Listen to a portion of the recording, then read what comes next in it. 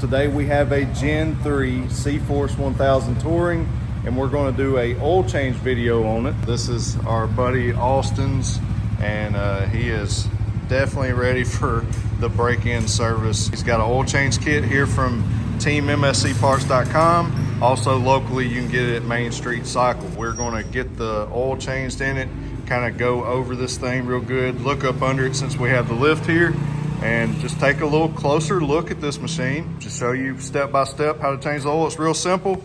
You can do it yourself at home, or you can come by here at Main Street Cycle and get it changed by the professionals. So again, teammscparts.com, you can get the good stuff.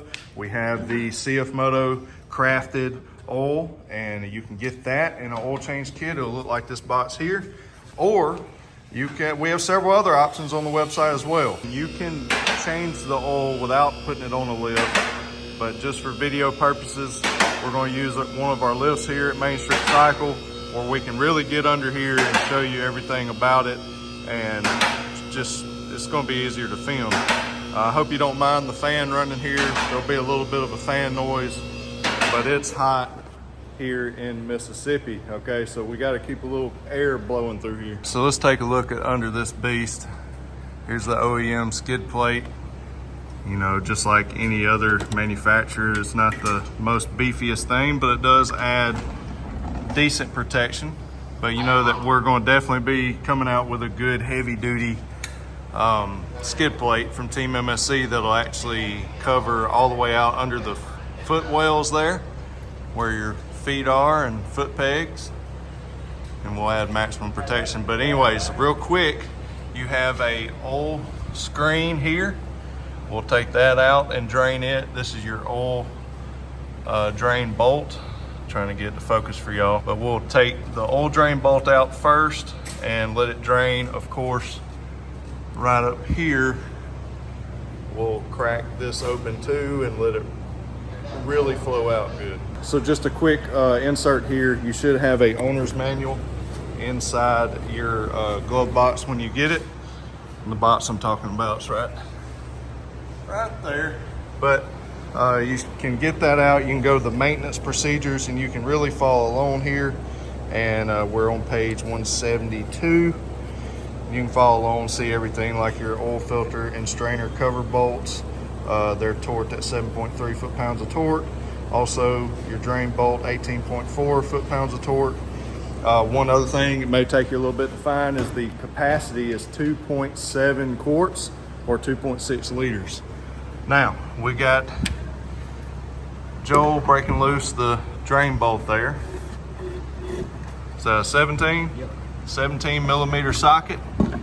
We're going to, he broke that loose. Once it breaks loose, you can kind of remove your ratchet there and then just thread that out by hand.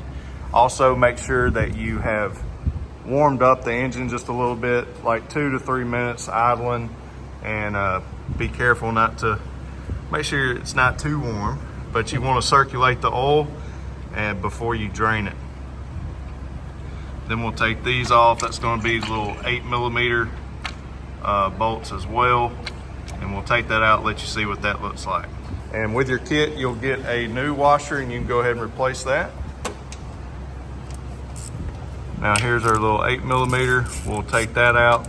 Remember, these won't be on there very tight at all because 7 foot-pounds of torque is not much. This all unthreaded. Now I know that for some of you this may be elementary here, but there's a lot of people that are getting into the sport and they want to learn how to take care of their machine and do simple maintenance on it.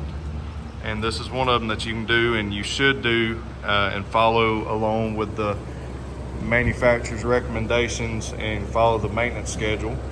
And if you take care of your investment, your ATV or side-by-side or motorcycle, it'll take care of you and it'll last a long time. Yeah, you can see. So there's the stuff in. All right, there's your strainer cover, and you can see the screen right up in here. Yeah, so here's your screen there, and you can see a little bit it'll of stuff catch actually down in the bottom with that, and we're going to clean that out, and then we will insert this all back in. As you can see up in there, you definitely, before you take all this out, make sure that your ATV is clean. You don't want any grit or grime getting in here at all. Now, if you need any parts cleaner or brake cleaner, you can go to teammscparts.com and you can get that. Just simply type in the search bar, parts cleaner or brake cleaner. We actually have several different products for you to keep in your little shop or garage to be able to help take care of your machine and clean parts, and just some good stuff there. All right, so now we're just inserting the screen back in. The rounded part down. Yeah, rounded part down, very important. It wouldn't go in. Yeah, it won't go in, but just verifying for y'all that the dome part should be sticking down. And then we're going to reinsert our cover, and then we'll put our 8mm bolts back in. And remember that those, you can thread those up by hand. I highly recommend doing that. And then you don't want to torque them over 7.4 foot-pounds of torque. Again, you can see that right here. It's actually 7.3. So not everybody has a torque wrench in their shop or at home in their garage. And the best thing to do here is take a 1/4 inch ratchet, and that way you can use your fingers and don't bow up on this, because 7.3 foot-pounds of torque is not much. You can simply take 3 fingers, put that on, you'll feel it come to a stop as it meets, and then just put a little tension on it. Do that evenly all the way around and you'll be fine. But of course, best practice is to get a torque wrench and torque those at the recommended specs from your owner's manual. And if you're really stressed about it, you know that you can come to Main Street Cycle and let the professionals do it, and they'll make sure it's done correctly. Now that we've got our cover back on our strainer and everything's nice and clean, we got our new washer here on the drain bolt. We cleaned the drain bolt, and Joel's going to thread that up and then torque that down to 18.3, 18.4 foot-pounds of torque. Just over 18 is fine. One thing that Joel wanted me to point out, and it's really important, is to make sure that you don't get these confused. This here is your drain bolt for your oil, for your engine oil, right? And then this here looks identical. It's the same size bolt, you'll use the same socket, 17. That's your transmission oil, and it's behind it. It's closer to the rear of the engine. The engine oil is right beside the oil strainer. So just keep that in mind. You don't want to drain that bolt thinking that you're draining your engine. That's actually your transmission, and we're not worried about that just yet. Oh, Austin, he'll put some more hours and miles on it before we worry about the transmission and diff fluid. So again, just want to point that out. Now that all that's tight, torqued down correctly, and we're going to let this down for video purposes, and we will change the oil filter and add some oil. I can't stress enough about making sure that your machine is clean before you do any service or maintenance work. We had this here undone so it could be vented so the oil would come out. Just like down below, keep in mind this is your transmission dipstick, this is your engine oil dipstick, the one closer to the front of the machine. So we've got that just sitting here now. Since we've got it changed, I'm going to kind of just thread that on so it don't bounce around too much. Now, to get to your oil filter, we're going to take out this inner fender. It used to be located on the old models under this cover here. So it is a little extra work on the new model, but I mean, it is what it is. That's how this engine is laid out. It's definitely a completely different engine setup, and the oil filter is now towards the front. Just 4 bolts though, and it's 4 bolts. and then these clips here just inserts right here, so you have to pull that down. So 4 bolts, it's not a big deal, and you'll have it out of the way. Now you can see the front cylinder here, and this is your engine oil filter. This is 8mm bolts, so we'll take and undo those, and remember there will be a little bit of oil that's going to come out, so keep that in mind. You want to definitely have something to catch the oil down below. Power steering's a lot different this year. Let me see that. Oh yeah, so right here is the power steering module. Which that's another thing with the old models. You know, when you start them, Yeah. they don't work sitting still. Right. But these, like, immediately, Yeah, they're working right away. That's right. Works a That's lot right. better. So a lot better power steering setup on the new gen model right up in here. Looks pretty beefy. All right, so we've got the cap removed. Remember, there'll be an O-ring on it. You don't have to replace it on the first initial change, but with the oil filter change kit that you get from us, you will get a new one, and you can replace it. I recommend replacing it, but you can inspect your O-ring, make sure it's not damaged or stretched too much, and then this is your oil filter. We'll And pull don't that out. spray it with anything. If you spray that with carpet cleaner, brake cleaner, anything, it'll stretch out so big it won't seal back up. That's a good tip. Yeah, don't clean that with any kind of cleaner. That could damage it and stretch it out more. So we got our oil filter out, and now we will let that drain out just a little bit.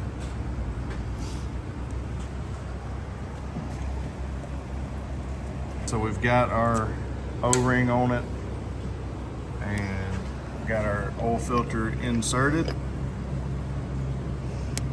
and now we're just going back on with everything. Again, old Austin, he's just been cruising the roads and stuff. He ain't even went off-road yet, but he put enough time on it to get the break-in oil done, so it's extra clean. But I don't think it's going to be like that for long. But Joel's going to go through here, hand tighten everything, and then torque it down to that 7.3 foot-pounds of torque. One thing that I've showed you in another video but want to show you again is being able to take this out right here. So you just pull this tab down.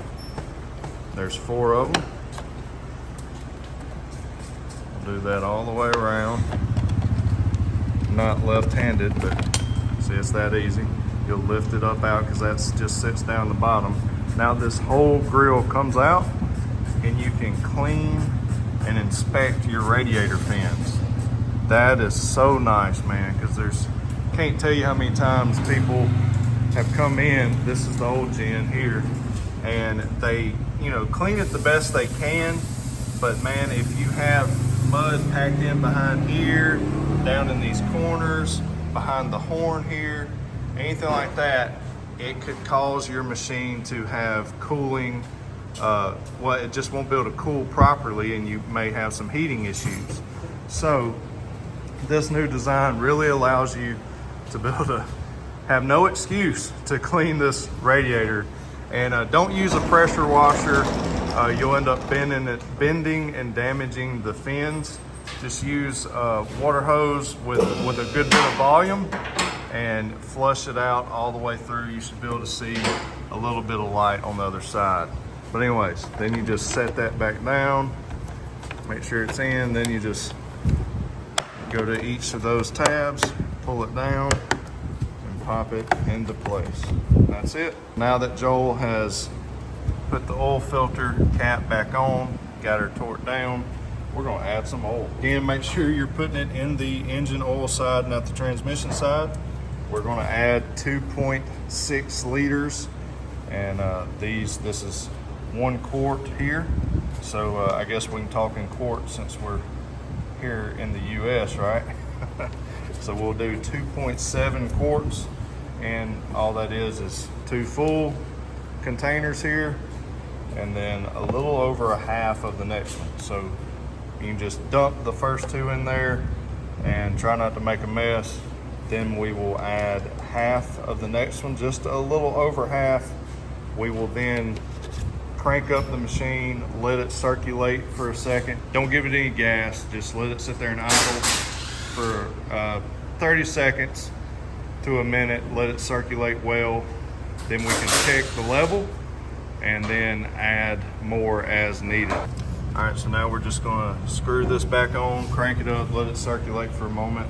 And while we're at it, since we have the oil filter cap cover on, we'll inspect it, make sure it's not leaking either.